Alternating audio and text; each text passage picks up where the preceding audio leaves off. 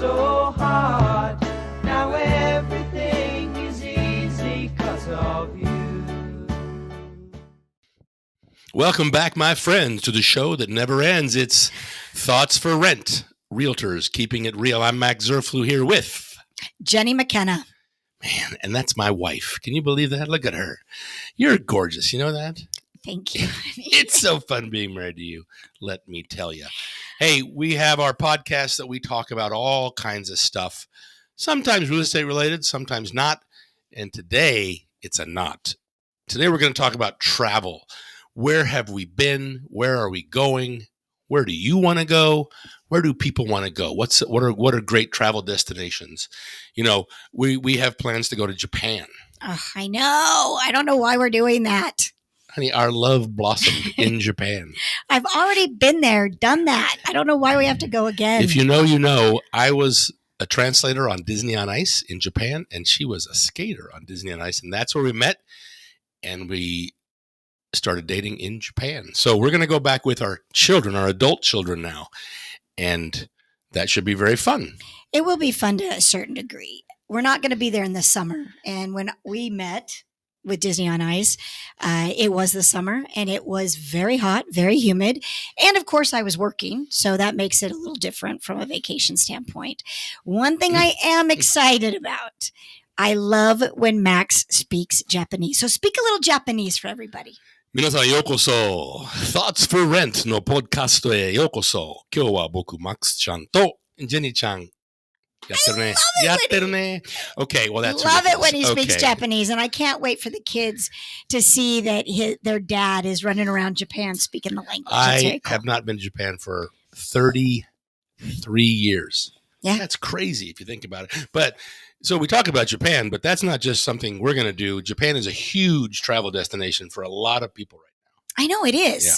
A lot of people are going out there, and April, May tends to be a really hot time for Japan because of the cherry blossoms and that sort of thing. But we're gonna do cherry blossoms. We're gonna do baseball. We're gonna go to a baseball game. We're gonna go to an onsen, a hot springs. We're gonna chill out in Tokyo. We're gonna go to Tokyo Disneyland and Disney Sea. Yes. And you know what? Let's talk about those hot springs because Ooh. Oh, we're talking about that? Yeah, when you were there in Japan, there's something interesting that one of my clients came back and said, some of them still have this rule. And I Sure. never knew about this Sure. rule, but in Japan, tattoos are not as favorably looked upon, we should say. What do they mean in Japan? I mean, I would say that was 33 years ago. Has it changed? I don't know. But when I was there, and probably now, usually the Yakuza, the Japanese mafia, have tattoos. Your standard person might not and don't have that. So a lot of onsens actually don't allow tattoos. A lot of hot springs don't allow it. I know. And our kids are tattooed, 2 of the 3. So You're just throwing that out there on the podcast here? They're there. Letting them know. If they ever meet them, they will see them. They're not hidden at all. And so I was telling Max, I go, oh my gosh, well, we're not going to be able to go. Those guys may not be able to go to the hot springs. In fact, our new son-in-law, he has an entire arm sleeve of a tattoo. And it's gorgeous. It's really cool. Mm-hmm. But are you telling me that they may not be able to go to some of these? I'm not telling you that. There are hot springs that recognize that people from foreign countries have tattoos and they allow it. I've already done some research on that. Nice. But we're also going to go shopping. We're going to go eat ramen. We're going to eat sushi. We're going to eat tonkatsu, maybe some sukiyaki, maybe some okonomiyaki. I think it could be a problem for me. Japan. I think it's not going to be a problem for me because I hate sushi. I do not want to eat sushi. When I was in Japan, I gained so much weight because everything I ate was my fast food. I met you in Japan, and then I hadn't met your family yet. Then apparently you came off the plane when you came back from Japan. I wasn't there at that airport, but your dad said you waddled off the plane. Yes, this is true. And the funny thing about it is I was actually a character on Disney on Ice that does a lot of waddling. So the fact that they said that I waddled off the plane, they were kind of making double digs. The dig that I was a character that waddled. And also, and by the way, I had a great waddle on ice. I have no problem with your waddle. Yes, my waddle was absolutely world class. But then the waddling off of the plane meant that I had gained some weight. And they were right. Because what are those things that I used to buy in the 7-Eleven store that were sweet? Yeah. Kind of the brown exterior. Yeah, a type of sushi, which you say you hate, but you're talking about inari. but the outside was really kind of You sugary. got a deep fried bean curd Yes. pocket that's also made with sugar and other stuff, packed with rice. Yeah, those. You think those are fattening? I didn't think they were fattening. I actually bought them thinking that they weren't fattening because, when you are an entertainer, you have to keep the weight where they want you to keep it. So I thought I was doing a great thing by going to 7-Eleven and purchasing those every morning. Come to find out, they are just very fattening. Your children love those. Well, they can keep eating them, but at this point, I mean, I don't want this whole podcast to be about Japan. Okay. It very well could be. And 7-Elevens in Japan it's like an experience in and of itself, with treats and sushis and different foods. I just can't wait. Can you? Not to mention your roadside vending machines with all the drinks and Cokes and beers and sake and everything you want. It's an amazing place. Can't wait to go. I'm sure it will have a different feel going at 33 years later. Jeez. I'm sure that with my kids, it will be super fun. It's not my thing that I wanted to go do. Okay, I'm sacrificing for my kids. About whether you want to go to Japan. Perfect. Well, I let everybody know that, and then we can report back after we go. You feel the need to disclose that to the world? I do. You don't want to go? Okay. Fully disclosed. But I started traveling when I was like 5 or 6. My mother took my brother and I and moved to Iran. So I lived in Iran. I lived in Italy. I lived in all kinds of different places. And I moved to Japan when I was 12 or 13. So I've been traveling my whole life. When Jenni and I got married, we made sure travel remained a big part of our life. And now it is a huge part of our life. We travel a lot. But I'm kind of interested to see what destinations you think people are traveling to a lot now. And not just us, but what do you think are hot destinations for people? Hot destination is Japan. Everybody that I know is going to Japan. Well, you don't get that one. That's the easy answer. We just talked about that one. Oh, What's another one? Let's get another one. I would say another one would be Iceland. Everybody seems to be talking about Iceland. Yeah. I have wanted to go. It's a lot of hiking, though, and I know you don't like the hiking part. So it may not be something that you and I will go to because of... Is it a lot of hiking? That's what everybody goes to Iceland, and they talk about all these amazing hikes that they go on. And you want to see Aurora Borealis? Is that a good place for that? Yeah, that would be fun. But there is a chance you can go there and never see that. I've seen it, though. So. Yeah, you have. You've seen everything. I haven't seen everything, but I saw the Northern Lights in Alaska when I was there. The best story that Max has, and I want him to share it because it's so cool. Tell him the story about when you were in Ireland and where you slept one night. When I was about 7, we were visiting friends in, I think, Dublin. I hope I don't get it wrong. And then my parents at the time, well, they're still my parents. I don't know why I said that. My parents and my brother, did you trade them in or something? My parents and my brother and I, along with an Irish couple that were friends, we rented a horse-drawn carriage. I like to call it a gypsy wagon. I forgot what it was called in Ireland, though. Anyway, it's a gypsy wagon. You actually travel the countryside in the singular horse-drawn carriage. Our horse's name was Rosie, if I recall. Oh. And it was amazing. We would stop at a farm and sleep in the barn, or we stopped at a castle one night and slept in the castle. There's a huge fireplace that we actually all moved. We moved into the fireplace and had a picnic on the fireplace floor of this castle. That's the story that always resonates with me, is that being able to sleep in a fireplace. Not many people can say that. And because Max likes to touch this table, you'll shake a little bit. That's Max's fault. That shakes the video? It sure does. But I did want to say that because you had that story, and it always was something that I thought was so cool, we did it with our kids. And it was probably one of for me, the funnest memories for travel with the family. It was an amazing trip. It was very fun. And the kids were young, too. Kai was probably only 6 at the time. He was about my age when I did it. It's about 8. Oh, maybe 8. That's the thing. You go on a trip that you did when you were a kid, and then you go when you're the adult. It gives you a whole different perspective, and you get a whole different idea about what you're doing, Well, I also wondered, because, obviously we copied this based upon Max's trip and fantasy and all that fun stuff. And when we were in this gypsy wagon, we were on a main road, a main thoroughfare. Mm-hmm. And there were lumber trucks just going right past us. Big old trucks. Big old trucks. And I looked at Max and I'm like, do you remember this happening when you were doing this? I did not. He did not. Also, you do that in a country like Ireland, and they go, "Okay, here's your horse and a carriage," and say, "Here's your map. We'll see you there in a couple of days." They just wouldn't do that in America. I don't think you could accomplish that. No, and that's also There'd be liability issues and got to sign your life away. Can't do that. Well, and it was proven when we first got into Ireland. We went to a carnival, and part of the carnival they had those blow up slides where you just bounce on them and then slide down. Mm-hmm. Yep. Well, okay. Because I've been in America, whenever you do that, they will have kids too. And our kids, they would make you sign a waiver that, if your kids get hurt, it's not their fault. You're not going to sue them. Go down on your bottom. Go on your bottom, nothing else, blah, blah, blah. So my kids show up. My kids, look at that. Our kids showed up at this particular slide, and they're ready to get the instructions. They're ready for signatures. I'm ready to figure out what we need to do. And the little girl at the bottom is like, yeah, just go. Well, actually, fun. one of the kids said, I don't know if it was Kai or Ireland or China, but one of them said, so do we have to go down on our bottom or what's the rules? And she goes, oh, there's no rules. No rules. And they had the time of their life. They were jumping from the top and like just Superman in it and going down 3 at a time. But it was really fun. But Ireland was a great place to go with your family as well because, not only was the countryside cool and you can go to the Blarney Castle and Cork and the different countrysides. We went to Clifton and a few places on the west coast of Ireland. But then when you go into Dublin, the culture's great. We stayed at a hotel, what used to be an old schoolhouse. Remember that? That was wonderful. And it was right next to the locks and the canals were going through the city. It's a really good place to go. And some countries really welcome kids and make it really nice to travel with kids. And I think Ireland, for us, was one of the best.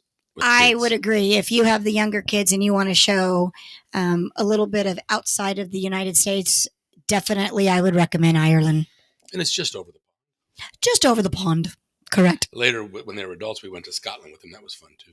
Yes, but I wouldn't think that Scotland is kid-friendly. That's just my guess. They were older. They were adults when we went to Scotland, but I just didn't see a lot of kid-friendly atmosphere. At least we were there with Eisenberg. Adults, so maybe that means and it's Edinburgh. I always say it wrong, but it's Edinburgh. Edinburgh, Scotland. I will never forget the word Edinburgh because my friend Niwa, who's Japanese, who I grew up with, he studied in Edinburgh. And he always, when he pronounced Edinburgh, the Japanese way to say Edinburgh is Ejimbara. Oh. So it's kind of different. But anyway, it always makes me, that's why Edinburgh's got a place in my heart. But I think Scotland was cool with kids. I think most of Europe, I think they kind of accept kids a little differently than they do in America. It's a little different approach. They kind of let the kids join in most of the stuff. And maybe that's not the case in America. Yeah, I do. I think that America kind of tends to say, all right, children need to be children, and they don't necessarily interact with like a long dinner. Mm-hmm. But in Italy, if you were going to a dinner that takes 3 hours, the kids are coming, and the kids just learn how to deal with it. Yeah, and nowadays everybody just has an iPad and sit and watch their movies. Yeah, but I don't really think we have culture of a 3-hour dinner. I don't think that's not really in the American and if we did, culture. It's moving way away from that. Us as parents, we didn't allow phones or iPads at dinners and restaurants or anywhere. Huh? We were right on the cusp of they weren't really 100% accessible. That's true. Yeah, so we were kind of, the kids had to sit there and actually entertain themselves. So we've obviously been in Asia. I've been to Hong Kong and Korea and some of those places. I spent time in Australia and New Zealand, a lot of times because of work, because of the ice show work. But then you and I, we've been traveling a lot to the Caribbean lately, sort of relaxing vacations. But I think we'll probably start delving into some more adventuresome stuff. We loved our river cruise. We went on that river cruise that stopped at many ports that gave us not only Germany, but also gave us France, the opportunity to look at all of that. There's so much history in Europe. I mean, it really makes you understand that the United States is nothing but a baby. She's a pup. Because when you go over to Europe and you're looking at a building, I mean, a building that is like in the 1400s. And they still think that's relatively newer. That's really new. I looked at it and I went, "Oh my gosh, this was built in 1400." I like in England and Scotland where the houses have names, like different names. That's pretty cool. Yes, like they got their address, cool. I assume, but each one has a little sign in front that says the cottage or the Rose Cottage. Yes. So that's cool. But Dubai, I want to go to Dubai. Yeah, I could pass on that one. Thailand, I want to go to Thailand. If you take me to an elephant reserve, you might get me there. Preserve or reserve? I think it's called a reserve, but it could be a preserve. It's know. where you go and it's like a sanctuary for elephants. So let's call it that. What if I took elephant you to sanctuary. like a nice, luxurious spa in Thailand? Yeah. If you get me to the elephant. You know, the last episode of what's it called? White Lotus. White Lotus. That was in Thailand. Yeah. So I'd like to go to Thailand sometime. I'd like to go to Dubai, check out some of those places. But as far as the places I've been to, I'd like to go back to probably Australia and New Zealand and check those places out again. And I do want to go to Australia and New Zealand. So It's a short flight. Yeah, oh my gosh, I know. You could definitely have a travel partner if we go to Australia and New Zealand. A lot of my clients I've been talking to lately, and maybe it's the age group that I'm talking to, it seems like cruises are huge right now. I know. I think the same thing. It's like everybody's doing them. I know. After COVID, right? Because the cruise market was in jeopardy during COVID. And I was really worried that that was just going to go away. Poof, gone. Yeah. It's just the opposite. It's the absolute opposite. They're building bigger ships. They're marketing rapidly, exactly. And the entertainment is definitely family oriented. And they're making it Except for the late night comedian guy. He's not family oriented. Obviously not. But like they've got the slides and they've got the zip lines and they've got the excursions that are all family oriented. So no, they are definitely hitting the family market for that. It just feels like Americans, I know, and probably Europeans and Asians and all other parts of the world are just going on a lot of cruises. Okay, well, let's think about this. We've been on a few in the last couple years. Sure. I don't really recall a lot of foreign language. No, I saw a lot of people. Did you? Because I think it was a lot of Canadians and a lot of Americans. That's what I noticed. The whole gamut I ran into. And obviously, there's the Costa Cruise Line, which is a subsidiary of Carnival. They're like all over Europe. Yeah. So anyway, I think the world is cruising right now, and I think it's because everything's right there. I have a fun story for you. You do? So I have a client that I met at his house to kind of discuss what we're going to do to get the property in rent-ready condition. And he could only meet me on that day because the next day he was going to go to the Panama Canal. He was going through the Panama Canal on a cruise. So through the locks. So I said to him, "Oh, my husband's always talked about the Panama Canal and he wants to go. And so when you get back, let me know about this cruise." And he goes, "Oh, Jenny, I basically live on cruises." I said, "What do you mean?" And he said, "It's actually a really inexpensive way to do it." He likes to gamble on the cruises, so he gets cruise credit. And then on the cruise credit, he literally can book another cruise and it's free. It's insane. Then he was telling me that his cruise credits on some of his cruise lines can actually be transferred for more cruise credit on another cruise line. So he's not a casino in Vegas. Okay. They cooperate with cruises too. Well, he's not even loyal to one cruise line. What if he loses at the gambling? It cost him a little bit more then, huh? I did not ask him any of that. But then I did read an article about a year ago that said that some retirees actually find it less expensive to just cruise every week. I've heard this thing. Because of the fact that everything is so expensive right now. And the food, it's all included. Everything's included. Your entertainment's included. Your obviously room and board's included. So it's all there. It's kind of interesting. Well, I say the cruise thing is hopping. I don't know if the stocks are going up, but it's hopping. And we're looking forward to our next cruise. January. Star of the Seas. Yes. It was supposed to be in October. We were supposed to go in October, but we can't go in October. Why is that, Max? I thought you weren't supposed to make these dates specific. We're going to break that rule. I'm just excited. We can't go in October because we're going to become grandparents in October. First time. But I think we announced that.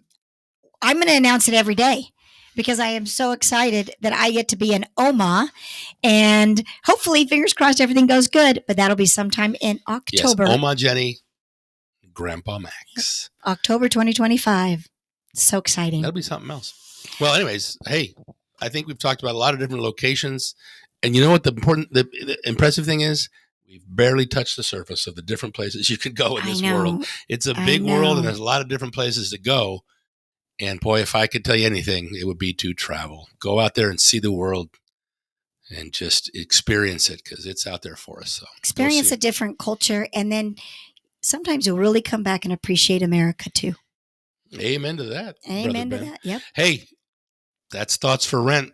Realtors keeping it real, talking about travel today. and looking forward to future travel and always reminiscing about past travel. That's also great. You sit on the table with your family and talk about the places you've been. It's memories. Creates memories. So don't forget, you're the person who pushes the button. So get ready to do that. I'm ready. It's been great talking to you. We'll see you next time on Thoughts for Rent. Keeping it real.